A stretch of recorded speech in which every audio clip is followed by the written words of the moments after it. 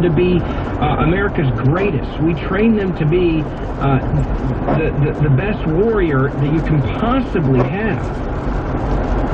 And then we forget to train them how to come back and be civilians and be the best civilian they can be after we put them in this position to protect and defend this country. God bless them.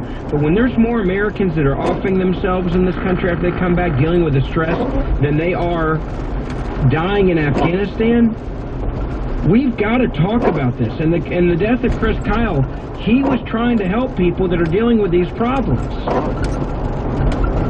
And I am so glad that we have this many Americans that are out there supporting and loving those in the military, Chris Kyle and his family, with his funeral procession, and it makes me happy that we see this and we still have this in this country. At the same time, we've got to do more.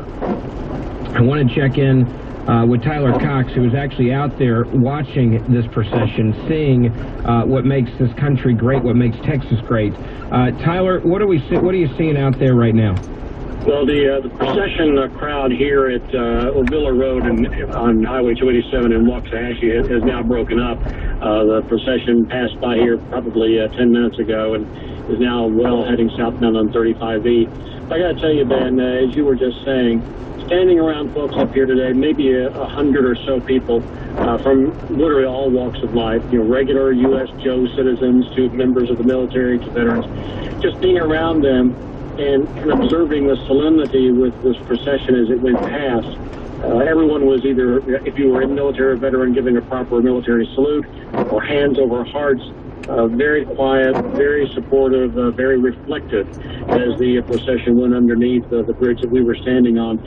And I'm no great judge of distances, Ben, but it looked like this procession stretched at least 2 miles from the motorcycle brigade that led it to the police vehicles, from police departments all across North Texas. I mean, you couldn't keep track of how many there were. Then to the family and the cars of supporters following behind. It was an emotional and amazing sight to watch this solemn occurrence. People standing out here in the cold and the rain and not caring because they wanted to be here to show their support and their gratitude to Chris Kyle and to other veterans who have served their country so nobly.